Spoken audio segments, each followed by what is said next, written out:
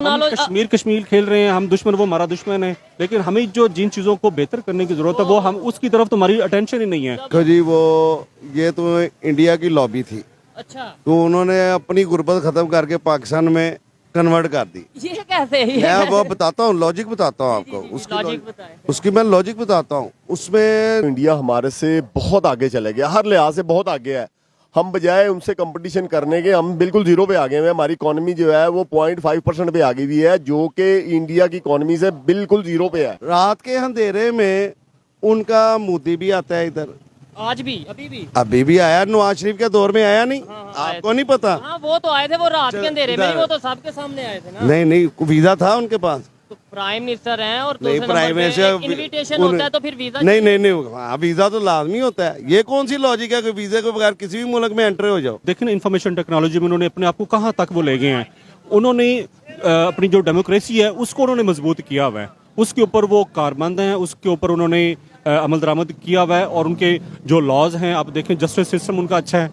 तो जो यहाँ पे हमारे यहाँ जो मसाइल हैं वो सबसे पहले तो मैनेजरियल प्रॉब्लम्स हैं। हम जितनी एक्सपोर्ट करेंगे ज़र मुबादला उतना हमारे पास तो आएगा। सबको पता है, लेकिन चाइना करने नहीं देगा। इधर हर चीज जो सी नजर आ रही है, मोबाइल नजर आ रहे हैं, इसका मतलब है फिर हम गुलाम है ना। अमेरिका चाहेगा हम बैठ जाओ, हम बैठ गए। चाइना चाहेगा हम लेट गए तो हम लेट जाओ। तो फिर हम इंडिपेंडेंट तो ना हुए, आजाद मुल्क तो ना हुआ हमारा। IMF की रिसेंटली रिपोर्ट आई है जिसके मुताबिक इंडिया से एक्सट्रीम लेवल पॉवर्टी बिल्कुल खत्म हो चुकी है। जबकि पाकिस्तान की अगर बात करें तो पाकिस्तान में लोग आटे की लाइन में लग के जान देते नजर आ रहे हैं। पाकिस्तानी पब्लिक से बात करेंगे कि 1 अरब 40 करोड़ से ज्यादा आबादी पॉपुलेशन रखने वाला कंट्री किस तरीके से एक्सट्रीम लेवल पॉवर्टी पर कंट्रोल करता है। सेकेंडली, दूसरी साइड पे सिर्फ 22 से 25 करोड़ के करीब आबादी है और उसमें किस तरीके से पॉवर्टी दिन ब दिन बढ़ती जा रही है। पाकिस्तानी पब्लिक इस हवाले से क्या राय रखती है जानेंगे इस वीडियो में। जो मेरी पर्सनल ओपिनियन है वो मैं आपको बताऊंगा वीडियो के लास्ट में। चलते हैं वीडियो की तरफ और मिलते हैं वीडियो के बाद। अस्सलाम वालेकुम। वालेकुम अस्सलाम। आपका नाम? कामरान। क्या करते हैं आप? मैं टीचिंग करता हूँ। टीचिंग करते हैं, जबरदस्त। फिर तो अच्छा लगेगा आपसे बात करते हुए, क्योंकि फैक्ट के ऊपर थोड़ी बहुत बात हो पाएगी। ये बताएं, इस टाइम जो पाकिस्तान में सिचुएशन है महंगाई की, आटे की लाइन में लगते हुए लोग जाने दे रहे हैं, वजह क्या है? सेकेंडली, दूसरी साइड पे अभी IMF की रिपोर्ट आई है, इंटरनेशनल रिपोर्ट आई है, जिसके मुताबिक जो हमारा नेबर कंट्री इंडिया है वो एक्सट्रीम लेवल पॉवर्टी पे बिल्कुल कंट्रोल कर चुका है। वहाँ से एक्सट्रीम लेवल पॉवर्टी खत्म हो चुकी है अकॉर्डिंग टू IMF। इतनी बड़ी आबादी वाला कंट्री एक्सट्रीम लेवल को खत्म कर चुका है और हम यहाँ पे 22-25 करोड़ को नहीं फैसिलिटेट कर पा रहे। तो बुनियादी और मुख्तसर इसका जवाब तो यही हो सकता है कि एडमिनिस्ट्रेटिवली यहाँ पे स्टेबिलिटी नहीं है, पॉलिटिकल स्टेबिलिटी नहीं है, जिसकी वजह से ये मसाइल हैं। हमारे पास रिसोर्सेज भी हैं, वसाइल सब कुछ मौजूद है, उनको बेहतर अंदाज में इस्तेमाल नहीं किया जाता। ठीक है। और बुनियादी जो मसला है वो फिर वही है कि करप्शन है। करप्शन की बेस पे जो आपको नहीं लगता इंडिया में होगी? मेरे ख्याल से तो करप्शन इंडिया में भी होगी, एक मेरी ऑब्जर्वेशन है। थोड़ी कम हो सकती है, ज्यादा हो सकती है, लेकिन वो तो हर कंट्री में करप्शन होती है। वो तो एक लेवल है। अब इंडिया भी एक कोई उसको हम एग्जाम्पल तो नहीं बना सकते ना, या वो कोई तरक्की याफ्ता मुल्क तो नहीं वो बन ग्रो गया। कर रहा है, एग्जांपल तो पूरी दुनिया एग्जांपल बना रही है। नहीं, इतनी मेरा नहीं ख्याल कि वो बहुत ज़्यादा कोई ग्रो कर रहा है या बहुत ज़्यादा डेवलप हो चुका है। लेकिन ये है कि जहाँ पर पॉलिटिकल स्टेबिलिटी निस्बतन ज़्यादा है वहाँ पे उधर मसाइल रहे हैं। जब रहे हैं मसाइल तो वहाँ भी यही सूरत हाल थी। बहुत पुरानी बात नहीं है, 10, 15, 20 साल पहले वहाँ पे भी बड़े इश्यूज थे। हाँ, तो वहाँ की सिचुएशन भी ऐसी ही थी। वहाँ पे जो पॉवर्टी का लेवल है वो यही था। तो अब वहाँ चूँकि पॉलिटिकली स्टेबल वो हो चुके हैं, तो जिसकी वजह से उसका फल उनको मिल रहा है। पाकिस्तान 1947 से लेके अभी तक पॉलिटिकल स्टेबल क्यों नहीं हो पाया? किसी टाइम में भी कोई एक प्राइम मिनिस्टर अपना टेन्योर पूरा नहीं कर पाए, और आगे कैसे ये स्टेबिलिटी की तरफ जाएगा? कोई बेहतरी की उम्मीद है? देखिए, उम्मीद तो रखनी चाहिए। जहाँ तक वजूहात हैं, फिर आप इतने मुश्किल सवाल तो ना पूछें, अब वो तो मैं नहीं बता सकूंगा। लेकिन हाँ, जो रीजंस हैं अल्लाह करे वो रिमूव हो जाएं तो स्टेबिलिटी आ जाएगी। आपको क्या लगता है कि वहाँ पाकिस्तान की जो यूथ है, कहीं ना कहीं हम हमेशा गवर्नमेंट पे या अदारों पे या एस्टेब्लिशमेंट पे ब्लेम करने की बजाय अपनी गलतियों को भी बेहतर करें, अपने आप पे भी फोकस करें, खुद को इन्वॉल्व करें पाकिस्तान की, अपने कंट्री की बेहतरी के लिए? वो तो कर चुकी है यूथ। अब आवाम बहुत हद तक खुद को बेहतर कर चुकी है, और अब शिकवा सियासी जमातों से ही बनता है कि वो इस सूरत हाल को बेहतर अंदाज में, लीड तो पॉलिटिकल पार्टीज ने करना होता है। तो अगर लीडरशिप नहीं होगी तो फिर नौजवान क्या कर सकते हैं। ठीक है, आप सर इसके ऊपर कुछ कहना चाहेंगे? अस्सलाम वालेकुम। जी वालेकुम अस्सलाम। आपका नाम? लियाकत अंजुम। आप क्या करते हैं? मैं भी टीचर हूँ, हम कॉलेज ही हैं। जबरदस्त। क्या क्या सब्जेक्ट पढ़ाते हैं आप? मेरा इंग्लिश है। इंग्लिश सब्जेक्ट है। टॉपिक आपने सुन लिया होगा। टॉपिक ये है कि आईएमएफ की रिपोर्ट के मुताबिक इंडिया से एक्सट्रीम लेवल पॉवर्टी खत्म हो चुकी है। पहले तो ये बताएं, आपको क्या लगता है, आप इस बात से एग्री करते हैं इस न्यूज़ से? जी बिल्कुल, उसमें जो कामरान साहब ने बताया बिल्कुल मैं उसी बात को कंटिन्यू करूंगा कि वहाँ पर पॉलिटिकल जो सिचुएशन है वो हमसे कहीं बेहतर है। उन्होंने जो डेमोक्रेसी है उसको सही मानों में इम्प्लीमेंट किया हुआ है। वहाँ पर भी मसाइल हैं और वहाँ पे आबादी बहुत ज़्यादा है और आई थिंक वो दुनिया का दूसरा बड़ा कंट्री है आबादी के लिहाज से दुनिया में। चाइना के बाद वो है, लेकिन अभी रिपोर्ट्स के मुताबिक वो भी पहले नंबर पे आने वाला जी बिल्कुल, लेकिन उन्होंने चीज़ों को यूज़ किया। आप देखें ना, इंफॉर्मेशन टेक्नोलॉजी में उन्होंने अपने आप को कहाँ तक वो ले गए हैं। उन्होंने अपनी जो डेमोक्रेसी है उसको उन्होंने मजबूत किया हुआ है, उसके ऊपर वो कारमंद हैं, उसके ऊपर उन्होंने अमल दरामद किया हुआ है और उनके जो लॉज हैं, आप देखें जस्टिस सिस्टम उनका अच्छा है। तो जो यहाँ पे हमारे यहाँ जो मसाइल हैं वो सबसे पहले तो मैनेजरियल प्रॉब्लम्स हैं, जो जिस तरह से सर ने बताया। दूसरा ये कि आपने ये बड़ी अच्छी बात की कि हमें इंडिविजुअली हमें अपने आप की भी करेक्शन करने की। हम ब्लेम कर देते हैं आधारों पे, गवर्नमेंट पे। जी बिल्कुल, मैं वही अर्ज करना चाह रहा हूँ कि गवर्नमेंट लेवल पे अलग इश्यूज हैं, लेकिन अगर आप इंडिविजुअल्स की बात करें, आवाम की बात करें, देखें अब रमज़ान है तो जो बंदा एक चीज़ जो है ना वो अकेला, उसकी हम एग्जांपल ले रहे हैं तो उसके बड़ा चर्चा है आजकल हमारे मुल्क में। रमज़ान में रेट बढ़ा दिया। वही यही मैं बात करना चाह रहा हूँ कि हमें एथिक्स नहीं है, हमें ना मोरालिटीज़ को बेहतर करने की ज़रूरत है, अखलाकियात। अब देखें ना, ज़ोर पाक सल्लम ने भी फरमाया कि जिसका आप में से बेहतरीन वो है जिसके अखलाक बुलंद हैं। तो हमें अपने अखलाकियात को बहुत ज़्यादा बेहतर करने की ज़रूरत है और ये चीज़ें भी अखलाकियात में आती हैं कि हम चीज़ों को ना एक्सप्लॉइट ना करें, सिचुएशंस को एक्सप्लॉइट ना करें। एक सवाल ये भी पैदा होता है कि आज से अगर जैसे अभी मैं सर से बात कर रहा था, 10, 15, 20 साल की पहले की बात की जाए, हमें शायद एग्जांपल दी जाती थी कि इंडिया में वॉशरूम नहीं है, टॉयलेट नहीं है, गुर्बत है। आज पूरी दुनिया एग्जांपल दे रही है। आईएमएफ की कभी कोई रिपोर्ट आती है, दुनिया का 5वां बड़ा इकॉनमी के हवाले से कंट्री बन चुका है, एक्सपोर्ट बढ़ती जा रही है उनकी। उन्होंने कौन सी ऐसी पॉलिसी लाई कि जिसकी वजह से उनकी एक्सपोर्ट भी बढ़ी, उनकी इकॉनमी भी बेहतर हुई, और दूसरे नंबर पे एक्सट्रीम लेवल पॉवर्टी तो उन्होंने खत्म कर दी। बिल्कुल, उसमें देखिए ना, अगर हम अपना कंपैरिजन उनसे करें तो मैं वही बात करूंगा कि उन्होंने अपना जो सियासी ढांचा है उसको उन्होंने डिस्टर्ब नहीं होने दिया। उनके आप पार्लियामेंट के अंदर देख लें, असेंबलीज के अंदर देख लें, वो बाकायदा बात करते हैं और उसको बेहतरी की बात करते हैं और उसके ऊपर वो अपोजिशन होती है, स्ट्रांग होती है और उसको वो पॉजिटिव रोल प्ले करते हैं। चाहे वो गवर्नमेंट को इधर उधर नहीं जाने तो। और गवर्नमेंट जो है वो जैसे मर्जी हमारे लिए, हमने वो दुश्मन खेल रहे हैं, लेकिन वो अपनी कौम के लिए वो काम कर रहे हैं। बिल्कुल, हम यहाँ पे दुश्मन टेक्नोलॉजी कश्मीर खेल रहे हैं, हम दुश्मन, वो हमारा दुश्मन है। लेकिन हमें जो जिन चीज़ों को बेहतर करने की ज़रूरत है वो हम उसकी तरफ तो हमारी अटेंशन ही नहीं है। और उसमें जो बेसिक जो प्रॉब्लम है वो जो हमारे जो इंस्टीट्यूशंस हैं, वो आप जुडिशरी को देख लें, आप हमारी इस्टेब्लिशमेंट को देख लें, हमारे जो बाकी जितने भी इदारे हैं, जो भी इदारे उनकी आपस में कोऑर्डिनेशन नहीं है। उनकी आपस में वो, मैं सिंपल वर्ड्स में कहता हूँ कि वो अपनी अपनी बदमाशी काम करने के चक्कर में है। बस ये एक जो बुनियादी मसला है कि जब हम अपनी अपनी लिमिट्स में आ जाएंगे, अपने हम जो जिम्मेदारियां हैं, रिस्पॉन्सिबिलिटी सिर्फ हम उनको देखेंगे ना, ईमानदारी से करेंगे, तो मेरा ख्याल है पाकिस्तान में ढांचा बहुत बेहतरीन है, हर चीज़ बहुत अच्छी है, हमारे पास सोर्सेज भी हैं, सिर्फ उनको प्रॉपर यूटिलाइज करने की जरूरत है, मैनेज करने की हम जरूरत है। दुश्मन खेल रहे हैं, कश्मीर का नारा लगा रहे हैं, वो डेवलपमेंट की तरफ जा रहे हैं। क्या अभी हमें भी रियलिटी की एक्सेप्ट करने की जरूरत है या नहीं? क्या अभी भी हमें ये दुश्मन वाला कंसेप्ट खत्म करके मिल के आगे बढ़ने की जरूरत है या नहीं? जी बिल्कुल, मैं यही कहना चाह रहा हूँ कि वो जो हमारा इशू है कश्मीर का, उसके ऊपर हमारा जो स्टांस है वो ठीक है। हम उसको पॉलिटिकली, हम अपना जो हमारा जो स्टांस है उसको हम दुनिया में उनको कन्विंस करें, उसकी तरफ लेके हमारा हैं। स्टांस है क्या? बस यहाँ पे हमारा यही है कि जो भाई मुसलमान भाई हैं, जुल्म, ये स्टांस है। लाहौर में हमारे यहाँ पे मुसलमान भाई नहीं है। सुन लेना, मैं असल में वहाँ पे जो हमारी जो मेन हमारी जो बात है ना, वो हम इसके ऊपर हमारा फोकस है कि जो वहाँ के लोग जो चाहते हैं, जो उनका राइट है, जो बेसिक राइट है, सिर्फ उसी को आप इम्प्लीमेंट करते हैं। That's all. ये बताएं, जो पाकिस्तान में क्राइसिस चल रहे हैं, वहाँ के लोग या इवन हमारे साइड कश्मीर के लोग भी हमारे साथ, मैं एक रियलिटी बेस्ड क्वेश्चन करता हूँ, आना चाहेंगे?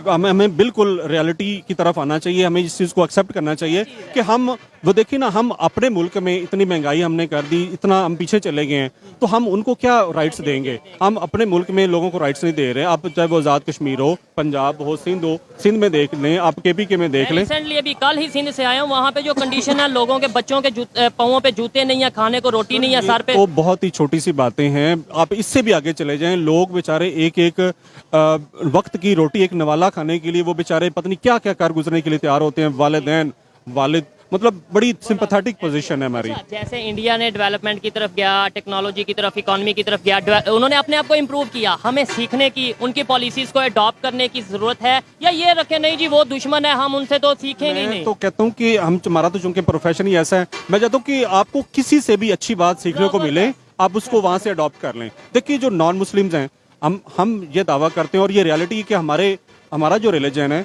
उन्होंने सारी जो इंसानियत की बेहतरी के लिए, भलाई के लिए उन्होंने एक हमें फॉर्मेट दिया इस्लाम ने। ये जो आपने लेकिन वॉच हमने पहनी है, ये शर्ट, मैंने ये जो माइक पकड़ा है, मैंने जो शर्ट पहनी है, ये क्या सारे नॉन मुस्लिम तो नहीं बनाई? बिल्कुल हमने खुद बनाया क्या है आज तक? मुझे बता दें कोई चीज सवाए चिंची रिक्शा बनाने की हमारी और क्या प्रोडक्शन है? हमारा साइंस के अंदर हमारा क्या रोल है हमारे मुल्क का? हमने कितने साइंसदान पैदा और फिर किए? हम बात भी ये करते हैं कि वो हमारे दुश्मन, उनसे हमने रिलेशन नहीं, और शर्ट भी उनकी पहनेंगे, घड़ी भी उनकी पहनेंगे, मोबाइल भी उनका यूज ये असल में ना जो ये डबल स्टैंडर्ड जो है ना, ये एक तरह की मुनाफिकत है, हमें इससे बाहर निकलना पड़ेगा, हमें रियलिटी को देखने की जरूरत है। जबरदस्त हो गया, बहुत अच्छा लगा जी इनसे बात करके। इनकी जो थिंकिंग है, जो आइडियोलॉजी है, इस तरह की आइडियोलॉजी अगर हमारे स्टूडेंट्स की भी हो, हमारी पब्लिक की भी हो, तो शायद हम बेहतरी की तरफ जा सकते हैं। लास्ट में ये बताएं, यूथ का क्या रोल होना चाहिए? यूथ हमारे जो पॉपुलेशन इस वक्त सबसे जो मेजॉरिटी है वो यूथ की है, और ये हमारी स्ट्रेंथ है इस मुल्क की। हमें इसको कॉन्फिडेंस देना पड़ेगा, हमें इसको टारगेट करना पड़ेगा कि हम इसको किस तरह से इस स्ट्रेंथ को यूटिलाइज कर सकते हैं मुल्क की बेहतरी के लिए। ठीक हो गया,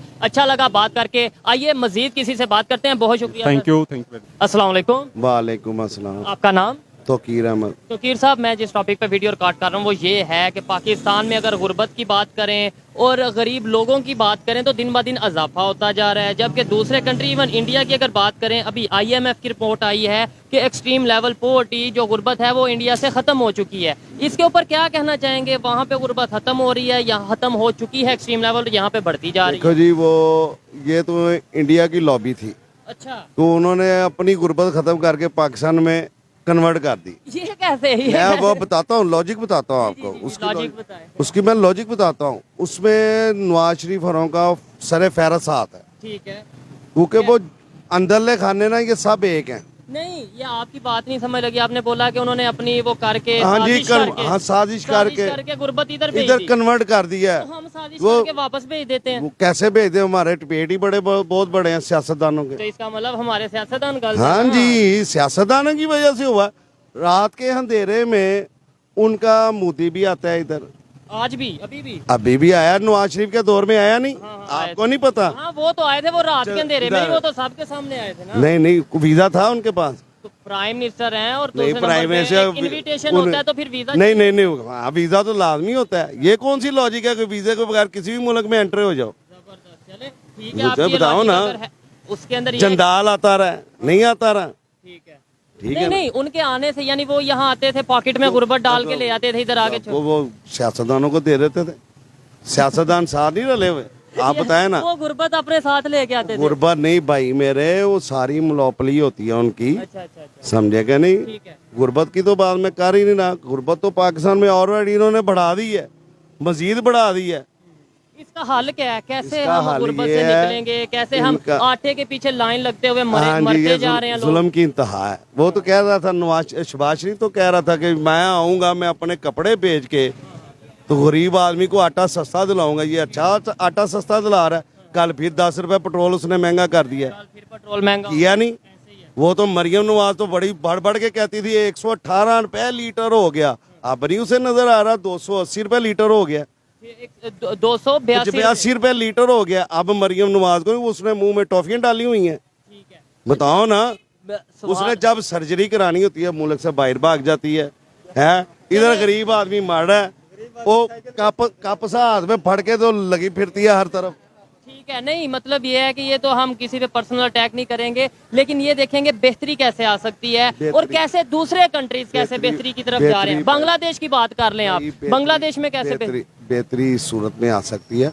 मुल्क का कोई सिंसियर हो, मुल्क के साथ सिंसियर हो, वो मुल्क में ऐसे फार्मूले लाए कि जिससे वो महंगाई कम कर सके और एक्सपोर्ट और इंपोर्ट को तो खत्म कर देना। आप एक्सपोर्ट करें बाहर के मुल्क, लेकिन चाइना हमें ये करने नहीं देगा। एक्सपोर्ट जो हमारा बड़ा अच्छा दोस्त है, हम जितनी एक्सपोर्ट करेंगे ज़रे मुबादला उतना हमारे पास ये तो आएगा। सबको पता है, लेकिन समझे कि चाइना नहीं? करने नहीं देगा। इधर हर चीज जो सी नजर आ रही है, मोबाइल नजर आ रहे हैं, इसका ये मतलब है फिर हम गुलाम है ना।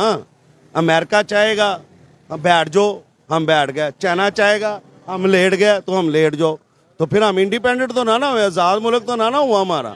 ये सवाल, ये एक अथेंटिक सवाल है कि जब अमेरिका के कहने पे चलेंगे, चाइना के कहने पे चलेंगे, फिर आज़ादी तो हम आज़ादी किस चीज़ की, फिर कौन सी आज़ादी मुझे बताया ना। सऊदीया कह देगा भी रात के अंधेरे में आप लाइटें बंद कर दें, तो हम लाइटें बंद कर देते हैं। ये आज़ादी तो ना हुई, बताए ना मुझे, ये आज़ादी है। फिर भी इधर हमने, आपने इल्जाम लगाया चाइना पे, अमेरिका पे, सऊदीया पे, एट दी एंड फिर हम कह देते हैं इंडिया की वो साजिश है। इंडिया को क्यों बीच में ले आते हैं? ये इंडिया की इसलिए है भाईजान, वो उनके सारा राज जो सी ना एजेंसियाँ उनकी मुलव्वस हैं, अच्छा, उनकी मुलव्वस हैं एजेंसियाँ, अभी भी बलोचिस्तान में वो काम कर रही हैं गुर्बत बढ़ाने के लिए। गुर्बत, जब आपके अटैक होगा, दहशतगर्दी हमले होंगे, वो मुल्क पे असर नहीं पड़ेगा, पड़ेगा नहीं, वो हमारी जिम्मे असर नहीं पड़ेगा। देखिए, अगर वो साजिश कर सकते हैं, एक एग्जांपल है, नहीं, पहले हमें क्या जरूरत है, नहीं, तो फिर हम उन पे इल्जाम लगाएंगे तो ऐसे रिलेशन भी बेहतर वो- होंगे कि खराब होंगे। बात ये है, ये तो गवर्नमेंट को चाहिए ना कोई अच्छी पॉलिसी लाए। ये चीज यानी अपने आप को ठीक है। हाँ जी, वो हम आप खुद ठीक ही नहीं है, हमारे पेड़ ही बहुत बड़े हैं। देखे ना, अब मैं आपको सिंपल सी मिसाल देता हूँ, अब इलेक्शन आ गए सिर पे, ठीक है, सर पे आ गए ना इलेक्शन, इन्होंने क्या किया जी कि अपने एमपीए एमएनएस को फंड जारी कर दिए इलेक्शन के लिए, इलेक्शन कमीशन को फंड नहीं दे रहे। बिल्कुल ऐसे ही है। उसके लिए उन्होंने कहा सिक्योरिटी के पैसे भी नहीं है और ये चीजें नहीं ये है। कौन से, ये कौन सा, ये तो दोहरा मेयार हो गया। दौरा में आ रहा है, इसका मतलब गलती हमारी अपनी है। ये खरबूजा कितने रुपए किलो आप लेके आए हैं, कितने रुपए केजी लेके आए? ये प्यारे भाई उन्होंने दिया है 80 रुपए के। 80 रुपए केजी, ठीक हो गया। खैर आए जी, मजीद किसी से यहाँ पे बात करते हैं, अगर कोई बात करना चाहेगा तो। अस्सलाम वालेकुम, जी अस्सलाम वालेकुम जी। आपका नाम, रहमान, क्या करते हैं आप? मैं बिजनेस करता हूँ जी। बिजनेस करते हैं। अभी रिसेंटली रात को पेट्रोल की प्राइस बढ़ी है, क्या कहना चाहेंगे इसके ऊपर? जी देखें, जो हालात हैं, इन हालात में महंगाई जितनी हो गई है, गरीब आदमी तो वैसे ही बिल्कुल फिस गया हुआ है। घर का खाली आटा लेके जाना जो है इंसान के बस में नहीं है, जो हालात हैं। अब मेरे माशाल्लाह 7 बच्चे हैं, मुझे पता है कि मैं किस तरीके से मैनेज कर रहा हूँ, मैनेज नहीं हो रहा। मैनेज नहीं हो रहा। पहला सवाल ही मेरा ये है कि 1947 से लेके अब तक की अगर बात की जाए, पाकिस्तान ने मोस्टली, मतलब कहा यह जाता है, पूरी दुनिया को पता है कि ज्यादा बजट हम डिफेंस पे लगाते हैं। ऐसे। आज की अगर कंडीशन की बात करें, जिस कंट्री के लिए, हम किसके लिए ज्यादा डिफेंस, इंडिया ज्यादा इंडिया के लिए करते हैं, सही है। आज वो टेक्नोलॉजी में, डिफेंस में, अभी रिसेंटली उन्होंने पहले बैलिस्टिक मिसाइल जो से हैं 250 के करीब उन्होंने वो दे हैं। जी, क्या जी। कहना चाहेंगे, आज वो अपना कंपटीशन चाइना के साथ कर रहे हैं और हमें जिनके साथ कंपटीशन बताया जाता था, हम बहुत पीछे रह गए इस दौड़ में। ऐसे ही है, जिस तरह ये अपने डिफेंस पे इतना खर्चा कर रहे हैं, इसकी ज़रूरत नहीं है, क्योंकि हम लोग अवाम, अगर हमारे लीडरों को सोचना चाहिए कि अवाम के क्या हालात हुए हैं। अवाम बेचारी फिस के बिल्कुल जीरो पे आ गई हुई है। बजाय डिफेंस पे खर्चा करने के लिए अवाम को कोई रिलीफ देना चाहिए, महंगाई में कमी लाना चाहिए। बात है ना, हमें फायदा क्या हुआ? सवाल मेरा ये है, 75 साल में हमें फायदा क्या हुआ? और जिनको हम जिनके के साथ हम डिफेंस के लिए इतना बजट लगाते रहे, आज वो क्या हम उन्हें कम्पीट कर पा रहे हैं या कर पाएंगे? कंपैरेटिवली देखा जाए तो इंडिया हमारे से बहुत आगे चले गया, हर लिहाज से बहुत आगे है। हम बजाय उनसे कंपटीशन करने के, हम बिल्कुल जीरो पे आ गए हैं। हमारी इकोनॉमी जो है वो 0.5% पे आ गई हुई है, जो कि इंडिया की इकोनॉमी से बिल्कुल जीरो पे है, बहुत नीचे है, हर लिहाज से जीरो है। इंडिया की देखें, एक्सपोर्ट देख लें, तकरीबन मेरा ख्याल है 2 बिलियन की एक्सपोर्ट है उनकी। हमारी एक्सपोर्ट देख लें कि कुछ भी नहीं है। उन्होंने भी अपनी पॉलिसीज बनाई 1947 के बाद, हमने भी पॉलिसीज बनाई। क्या वजह है कि पहले उन्होंने अपनी इकोनॉमी को भी स्ट्रांग किया, बेहतर किया? वो ना तो IMF के पास अभी जाते हैं, पहले कभी गए थे, ना ही वो वर्ल्ड बैंक के पास जाते हैं। सेकेंडली अगर बात करें डिफेंस की, वो बहुत दिन ब दिन बेहतर करते जा रहे हैं। हम ना तो डिफेंस उस तरीके से बेहतर कर पाए, आए दिन हमें बॉर्डर पे अटैक नजर आते हैं, और ना ही हम अपनी इकोनॉमी बेहतर कर पाए। ऐसे ही है। उन्होंने क्या ऐसी पॉलिसी रखी? भजन उन्होंने अपने बिजनेस की तरफ बहुत गए हैं, बाहर से जो है एक्सपोर्ट जो है उसको बहुत बेहतर किया है। उस लिहाज से उन्होंने अपनी डिफेंस भी बेहतर कर लिया है, उनकी डिफेंस भी बेहतर कर लिया है, और अपना सारा मुल्क का निज़ाम जो है बहुत अच्छा कर दिया है।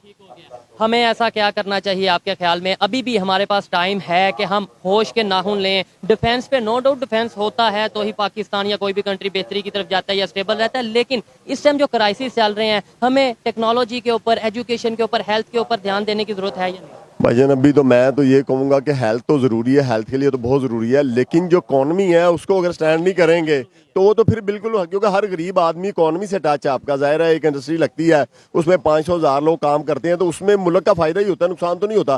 तो इन्होंने तो दिन ब दिन इकॉनमी को बिल्कुल जीरो पे ले गए हैं, नीचे ले गए हैं बिल्कुल। चले गए। अच्छा, एक और अहम चीज जिसके लिए हम डिफेंस करते रहे इंडिया के लिए, आज हमें पता है, पूरी दुनिया को पता है, टेक्नोलॉजी में, इकोनॉमी में वो हमारे से काफी बेहतर हैं। अगर हम अभी भी उनके साथ रिलेशन बेहतर कर लें, हमारा डिफेंस का बजट कम नहीं हो जाएगा। मतलब डिफेंस जिन अभी हमें ये तो पता चल गया कि वो इकोनॉमी में, टेक्नोलॉजी में आगे हैं, तो अभी भी अगर रिलेशन बेहतर करें और वो बजट हम अपनी हेल्थ में, वो पाकिस्तान बजट को आज नहीं, कल नहीं, 10 साल बाद, 5 साल बाद इंडिया को तल्लकात अपने बहाल करने ही पड़ेंगे, और अपने तल्लकात बहाल करने से मुल्क का फायदा होगा। नहीं फायदा होगा तो नुकसान हो रहा है, गरीब आदमी फिस के रह गया बेचारा।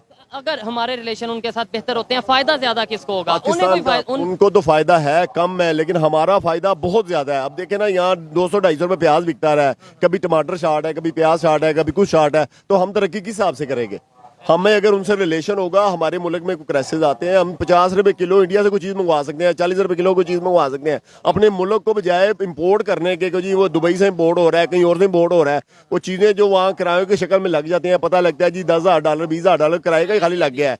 तो वो अगर इंडिया से हम मंगाएं तो हमें तो जनाब वो $1,000 $2,000 कंटेनर मिल जाएगा वहाँ से। तो ये एक फायदा आपने बताया, एक फायदा मैं आपको और बताता हूँ, हमारे रिलेशन भी बेहतर। देखें, जहाँ पे बिजनेस होता है, जहाँ ट्रेड होती है, वहाँ पे फिर कहीं ना कहीं रिलेशन भी बेहतर, अगर people to तल्लक people बेहतर होगा तो जाहिर है हमारा बॉर्डरों का जो खर्चा है वो थोड़ा कम होगा। वो कम होगा तो हम तरक्की की तरफ जाएंगे, तरक्की की तरफ जाएंगे तो गरीब आदमी को रिलीफ मिलेगा। ये बात मुझे थोड़ी समझ लगती है, आपको लगती है, आप एजुकेटेड हैं, ये बात मोस्टली लोगों को क्यों नहीं समझ आती? आज भी हमारे जो पॉलिटिशियंस हैं, देखें, इंडिया वालों से जब बात करते हैं ना कि यार हम रिलेशन बेहतर करना चाहते हैं, वो आगे से हमें कभी शेख रशीद साहब की स्टेटमेंट सुना देते हैं कि उन्होंने देखो जी क्या कहा इंडिया के बारे में, कभी वो इमरान खान साहब। हम क्यों ऐसी स्टेटमेंट भी देते हैं और फिर हमें पता भी है कि हमारे रिलेशन बेहतर होंगे तो ही हम। इंडिया से तल्लकात हमारे मुल्क के मफाद में भी हैं, बिजनेस के मफाद में भी हैं, और अपनी इकोनॉमी के लिहाज से भी बहुत बेहतर हो जाएंगे। हमारे बॉर्डरों पे जो खर्चा हो रहा है आर्मी का इतना, वो थोड़ा बेहतर हो जाएगा। तो फिर हमारे पॉलिटिशियंस को ये बात समझ क्यों नहीं आती, या फिर समझ आती है जान के वो बच्चे बन जाते हैं? भजन अगर वो ये नहीं करप्शन नहीं करेंगे तो जाहिर है वो बाहर के मुल्कों में अपने स्विस अकाउंट ये और ये चीजें कैसे बढ़ाएंगे? वो हम लोगों को आपस में लड़ाएंगे तो फायदा उठाएंगे।